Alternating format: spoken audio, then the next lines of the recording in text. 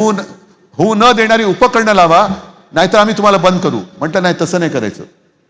त्यांना सांगायचं आधी तुमच्या कारखान्याला मी टाळं लावतोय, तुम्ही ताबडतोब ती उपकरणं लावा. 6 मिनिटात लावा, 6 तासात लावा, 6 महिन्यात लावा, 6 वर्षात लावा, नाही तर नका लावू. पण जोपर्यंत तुम्ही लावत नाहीत तोपर्यंत तुमचं टाळं मी उघडत नाही. मग पुढे काय झालं माहिती नाही, परत गुलाबी रस्ता आणि पैसे छान छान. हा कसा चालणार कारभार? आज ज्या गोष्टी आम्ही तुमच्यासाठी केल्या ह्या तुमच्या समोर आहेत. वचननामा सुद्धा आम्ही तुमच्या समोर दिलेला आहे. आणि ठाणेकरांना मला विचारायचंय, आम्ही 2 भाऊ कशासाठी एकत्र आलोत? जर उमेदवाराला 5 कोटीची ऑफर होत असेल तर आम्हाला कितीची ऑफर होऊ शकते? का म्हणून आम्ही रक्त आठवायचं?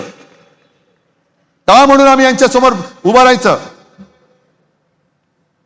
पण आमच्यातलं जे रक्त आहे, ठाकरे रक्त, हे आम्हाला गप्प नाही बसू देत. ज्या प्रबोधनकार ठाकरेंनी संयुक्त महाराष्ट्राच्या चळवळीमध्ये नेतृत्व केलं होतं, त्यांचे आम्ही नातवंड आहोत.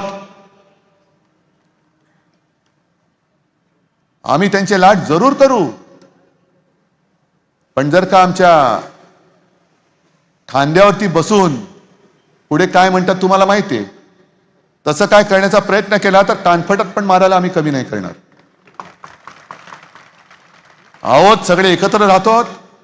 हे सुद्धा मी मुंबई मॉडेल म्हणून पुस्तक केलेलं आहे. कोरोनाचा काळ काय होता तुम्हाला माहिती आहे? मुंबई मॉडेल, ज्याचं कौतुक हे जगभर झालेलं, हे फोटो मी दाखवते तुम्हाला, या पुस्तिका वाटल्यात. म्हणजे एका गोष्टीचं समाधान आहे की चीनने 15 दिवसामध्ये फील्ड हॉस्पिटल बांधलेलं, आपण मुंबईमध्ये 18 दिवसामध्ये त्याच तोडीचं किंवा त्याहून जास्त उजवं हे फील्ड हॉस्पिटल मुंबईमध्ये आपण बांधून दाखवलं होतं. अरे जगात कौतुक झालं, सुप्रीम कोर्टाने कौतुक केलं. आणि ही लोक करोना काळामध्ये भ्रष्टाचार काय केला? भ्रष्टाचार कोरोना काळामध्ये जो पीएम केअर फंड स्थापन केला गेला होता त्याचा हिशोब पहिला द्या आणि मग आमच्यावरती भ्रष्टाचाराचा आरोप करा. या भाजपवाल्यांनी तेव्हा मुख्यमंत्री निधीला पैसे नव्हते दिले. महाराष्ट्रामधनं निवडून आलेले भाजपवाले त्यांनी दिले होते पीएम केअर फंडला पैसे. कोणाच्या मालकीचा फंड आहे तो? काय चाललंय त्या फंडामध्ये? आता किती पैसे त्याच्यामध्ये? कसा वाटप झाला त्याचा? द्या त्याचं उत्तर. पण आपण जे काय केलं त्याचं कौतुक तर सोडा. आता धारावी गिळायला निघालेले आहेत. मुलुंडमध्ये म्हणजे तुमच्या वेशीवरती त्या लोकांना आणणार आहेत तिकडे. मग धारावी जेव्हा करोनाची लढत होती तेव्हा देवेंद्र फडणवीस आले होते, अदानी आला होता, कुठेतरी कधीतरी त्यांना पाहिलं होतं. पण जेव्हा मी महाराष्ट्र वाचवत होतो, मुंबई वाचवत होतो, त्याच वेळेला उत्तर प्रदेशमध्ये गंगेत, भाजप शासित राज्यामध्ये गंगेत प्रेत वाहत होती. हिंदू मुस्लिम करताय ना, मग गंगेत वाहणारी प्रेत कोणाची होती? हिंदूंची होती का मुसलमानांची होती? गुजरातमध्ये मैदानामध्ये चिता जळत होत्या, कोणाच्या होत्या त्या? हिंदूंच्या होत्या का मुसलमानांच्या होत्या? का तुम्ही आमच्या या रोजच्या जीवनाच्या निवडणुकीमध्ये धर्म का आणतायत? भाषिक विष का कालवतात? सुरुवात त्यांनी केलेली आहे, शिवसेनेची आणि राजची आणि अर्थात पवार साहेबांची. जर सत्ता आली तर अमुक महापौर होईल. मग आम्ही जेव्हा म्हटलं की मुंबई आणि आज ठाण्याचा सुद्धा महापौर मराठी होईल, मग हे म्हणायला लागले नाही महापौर हिंदू होईल. का हो? तुम्ही मराठी माणसाला हिंदू नाही मानत? आम्ही सांगतो ना, जे शिवसेना प्रमुख सांगायचे की देशामध्ये आम्ही हिंदू आहोत पण महाराष्ट्रामध्ये आम्ही मराठी आहोत. देशामध्ये आम्ही हिंदू आहोत पण गुजरातमध्ये आम्ही गुजराती आहोत. देशात आम्ही हिंदू आहोत, बंगालमध्ये बंगाली आहोत.